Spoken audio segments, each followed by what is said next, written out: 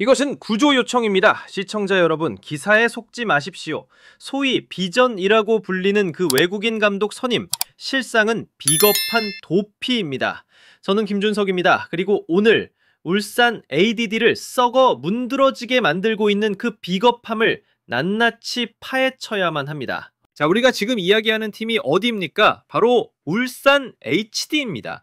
K리그 3년 연속 챔피언, 하나의 왕조였습니다. 그런데 지금 그 왕조가 글쎄요, 강등권에서 허우적대고 있습니다. 소방수로 기대했던 신태용 감독은 어떻습니까? 사상 초유의 진흙탕 싸움 끝에 고작 65일 만에 쫓겨났습니다. 그런데 여기서 내놓은 해결책이 뭔지 아십니까? 외국인 감독. 아주 그럴싸하죠? 뭔가 현대적인 것 같죠? 하지만 그게 바로 가장 새빨간 거짓말이라는 겁니다. 자, 아주 단순한 질문 하나만 던져보겠습니다. 왜 하필 외국인 감독입니까? 전술이 더 뛰어나서? 경험이 더 많아서? 아니, 천만에요. 제발 본질을 직시해야 합니다. 이것은 구조 요청입니다. 이것은 울산 구단 수뇌부의 처절한 자백이란 말입니다. 우리 내부 시스템은 이미 썩을 대로 썩어서 그 어떤 한국인 감독도 이 구렁텅이를 청소할 수 없습니다. 바로 이 고백인 겁니다. 생각해 보십시오. 왜 한국인 감독은 안 됩니까? 바로 학연, 지연, 온갖 인맥으로 얽히고 설킨 이 한국 축구의 파벌, 이 지긋지긋한 카르텔 때문입니다. 그들은 옛 제자도 없고 옛 원수도 없는 그 어떤 대부에게도 빚진 것이 없는 사람이 필요한 겁니다. 자신들의 손에 피를 묻히긴 싫으니 외부에서 해결사를 데려오겠다는 것 아닙니까? 그리고 그 결정적인 증거가 바로 신태용 감독 사태입니다. 여러분, 신태용 감독이 어떤 사람입니까? 대한민국 국가대표팀 감독을 지낸 인물입니다. 산전수전 다 겪은 목소리를 낼 수 있는 감독이란 말입니다. 그런데 그런 감독이 고작 65일 만에 선수단에 의해 사실상 전복당했습니다. 쫓겨났다고요. 이것이 무엇을 의미하는지 아십니까? 이건 K리그 전체에 보내는 무서운 메시지입니다. 바로 락커룸의 권력이, 소위 말하는 고참 선수들의 힘이 감독의 머리 꼭대기까지 올라왔다는 신호입니다. 자기들 마음에 들지 않으면 그 어떤 동네 감독이라도 목을 쳐버릴 수 있다는 오만한 선전토고인 겁니다. 그러니 이 외국인 감독 선임 요구는 결국 백기투항입니다. 항복 선언이라고요. 스스로 선수단을 통제할 능력을 상실했음을, 그 괴물들을 감당할 수 없음을 인정하는 꼴입니다. 자, 그리고 이 선수들의 반란, 이 명백한 하극상을 포장하기 위해서 뭐라고들 합니까? 세상이 변했다. 감독과 선수는 이제 수평적 관계다. 정말 기가 막히고 코가 막힐 노릇입니다. 이건 정말 뻔뻔하기 짝이 없는 궤변입니다. 아니 여러분, 탭 과르디올라가 선수들과 회의에서 오늘 티키타카카 할까요 말까요 정합니까? 위르겐 클롭이 개겐 프레싱 하기 싫다는 선수 있으면 아 그러냐? 그럼 쉬어라 합니까? 알렉스 퍼거슨 감독의 전설적인 헤어드라이어는 괜히 있었던 게 아닙니다. 세계 최고의 명장들 그 누구도 선수들과 친구 먹으려고 감독하지 않습니다. 감독은 배의 선장이고 선수들은 선원입니다. 선원들이 마음에 안 든다고 선장을 바다에 던져버리는 배가 그게 제대로 된 배입니까? 그건 그냥 난파선으로 가는 길입니다. 감독의 권위에 대한 존중, 이것은 시대를 불문하고 모든 성공하는 팀의 기본 중의 기본입니다. 이걸 무슨 세대 차이로 포장해서 기강회의와 항명을 정당화하려 하다니요. 그리고 신태용 감독에게 구시대적이라는 딱지를 붙입니다. 뭐가 구시대적입니까? 훈련을 열심히 시키는 게 구시대적입니까? 팀 기강을 잡으려는 게 구시대적입니까? 선수단에 쓴소리하는 게 구시대적이란 말입니까? 이건 분석이 아니라 비난이고 사실 왜곡입니다. 문제가 신태용 감독의 방식이 낡아서가 아닙니다. 진짜 문제는 일부 선수들의 권력이, 그들의 영향력이 구단의 통제를 벗어날 정도로 비대해져서 자신들의 입맛에 맞지 않는 그 어떤 방식도 거부하고 있다는 점입니다.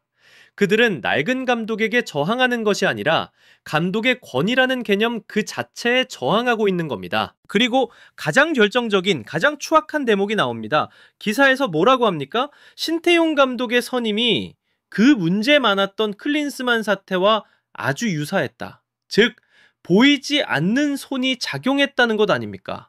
바로 이것이 이 모든 부패의 증거입니다. 애초에 투명하지 못한 과정으로 자신들의 입맛에 맞는 감독을 낙하산으로 내려보내 이 모든 혼란을 자초한 장본인이 누굽니까? 바로 당신들 울산 수뇌부입니다. 그래놓고 이제 와서 판이 불리해지니 자신들이 뽑은 감독에게 비겁하게 모든 죄를 뒤집어 씌우고 꼬리 자르기를 하는 것.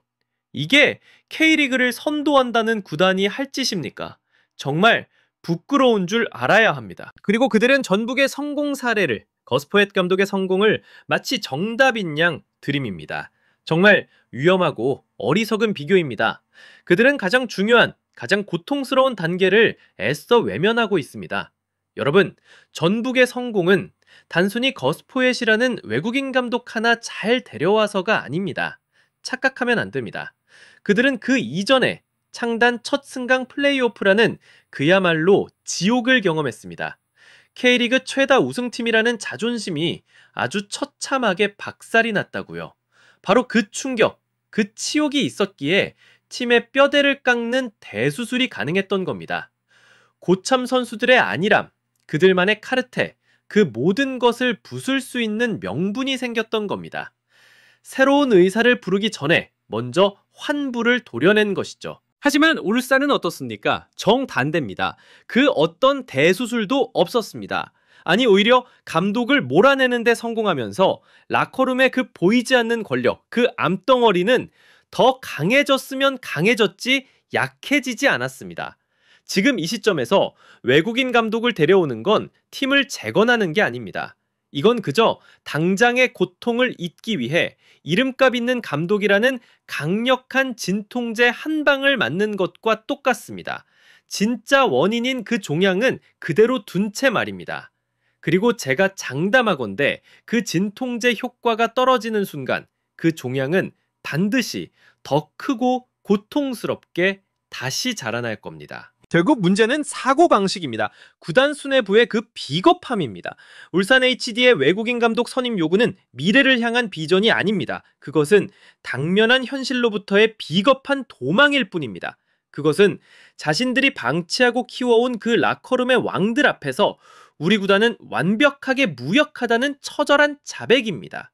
자신들이 치우기 두려운 이 난장판을 외국에서 해결사를 고용해서 대신 치우려는 비겁한 시도일 뿐이란 말입니다. 울산의 진짜 문제는 감독석에 있는 게 아닙니다.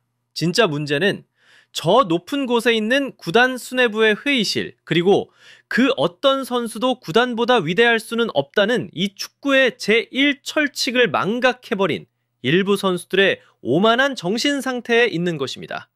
이 암덩어리를 도려내지 않는 한 펩 과르디올라가 온다 한들, 아니 그 할아버지가 와도 울산 왕조는 끝없는 항명과 부패의 악순환 속에서 계속해서 침몰할 뿐입니다. 오늘의 실패에 정말 뼈아픈 교훈입니다. 하지만 저는 믿습니다.